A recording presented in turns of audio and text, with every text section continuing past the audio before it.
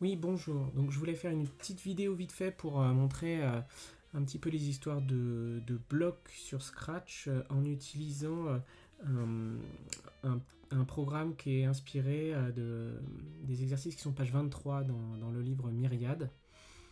On va voir ça ensemble. Donc j'ai ouvert mon programme. Voilà, donc dedans j'ai construit deux petits programmes. Il y en a un premier qui se lance quand j'appuie sur la touche espace. On le regarde. Voilà, il dessine une spirale comme ça. Si j'appuie sur la touche A, ça dessine une autre spirale. Mais on va voir qu'en fait, ces deux programmes, ils sont assez proches. Alors, on va voir ça notamment en utilisant les boucles, les blocs, pardon. Donc là, il y a un premier bloc que j'ai appelé initialisation. Donc on voit dedans, il y a effacer, mettre la taille du stylo, s'orienter à 90, etc.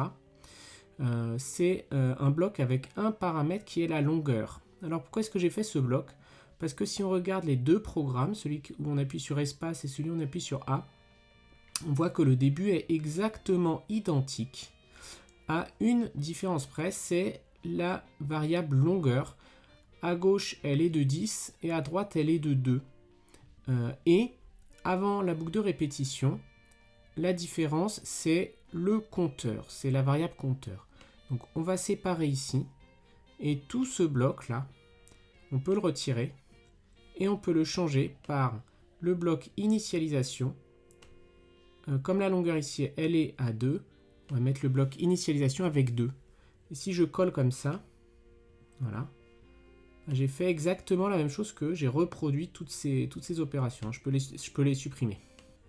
J'ai les mêmes opérations que dans le bloc, sauf que cette fois-ci, il n'y a pas de compteur, donc je peux tout effacer et le remplacer par une initialisation, cette fois-ci à 10. Maintenant, on va regarder la suite du programme. Là, on y voit un petit peu plus clair, on voit qu'il y a une proximité, qu'il y a une différence quand même.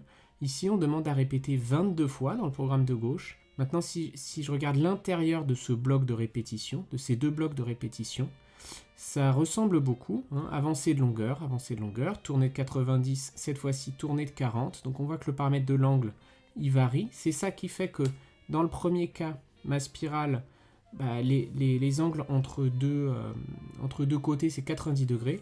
Alors que dans l'autre cas, les angles entre deux côtés, ça va être seulement 40 degrés. C'est ça qui donne la forme un peu arrondie. Donc si je change, si je passe de 90 à 40, c'est ça qui me donnera les deux formes différentes. Et toujours pareil, l'ajout de 10 pour les couleurs. Et à la fin, il y a ici, j'ajoute 1 à la longueur, alors que là j'ajoute 10. Ça c'est la différence.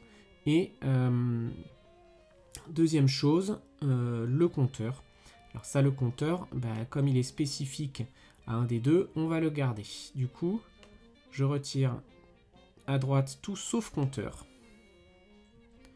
Et je vais ajouter les boucles d'instruction. Mes boucles d'instruction, je leur ai mis deux paramètres, angle et longueur. Donc on a vu qu'à gauche, je dois tourner de 40 degrés. Ça c'est mon angle. Et que ce que j'ajoute à chaque pas, c'est 1. Et à gauche, je peux tout retirer. Donc je vais mettre 90 comme angle. Et comme longueur, à chaque fois, j'ajoute la longueur, j'ajoute 10 dans mon programme. Donc j'ajoute 10. Voilà, je supprime. Maintenant, si je change, par exemple, si je demande à commencer à 2, qu'ici je mets 40 et ici 1, voilà, c'est une courte spirale. Recommençons, c'est une courte spirale parce que j'ai fait que 22 répétitions. Ici, j'en fais 60. Alors justement, c'est l'occasion de parler de cette histoire de compteur. Donc le compteur, c'est cette variable que j'ai créée au début, que j'ai mis à 0.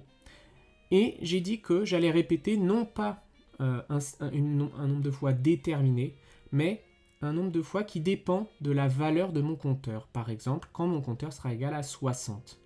Et évidemment, pour que cette valeur elle varie, je dois à l'intérieur de ma boucle de répétition faire varier la valeur du compteur. Alors là, j'ajoute 1 systématiquement, du coup, c'est pas très intéressant comme compteur, c'est un compteur qui va exactement revenir à répéter 60 fois, mais je pourrais faire un compteur conditionnel. Ici, c'est un compteur artificiel, il n'a pas de sens. Si je mets 60 dans la première forme, Si je mets 60, ça correspond exactement à la quantité, à la programmation qui est à gauche, mais de manière beaucoup plus simple. L'intérêt d'un compteur, il sert quand ce compteur varie de manière différenciée. Par exemple, si c'est le compteur du score dans un jeu, on doit l'augmenter de 1 quand on gagne, et on doit ne pas l'augmenter quand on perd. Donc ce compteur, la variation va être différente suivant les cas. C'est là où le compteur est utile. Voilà, j'espère que cette histoire sur les blocs et les compteurs vous a servi. Donc peut-être juste pour être bien précis, dans les blocs, vous voyez que si je veux quand je crée un bloc, je peux donc lui donner un nom. C'est comme ça, voilà, on clique dessus. Je peux lui donner un nom à cette entrée. Par exemple, je peux lui donner le nom angle. Pour la distinguer d'une nouvelle entrée que je vais appeler longueur.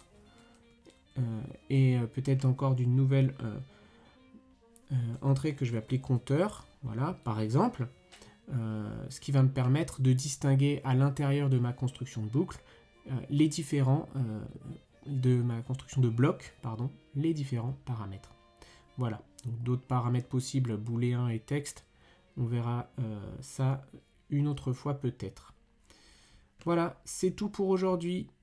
Au revoir.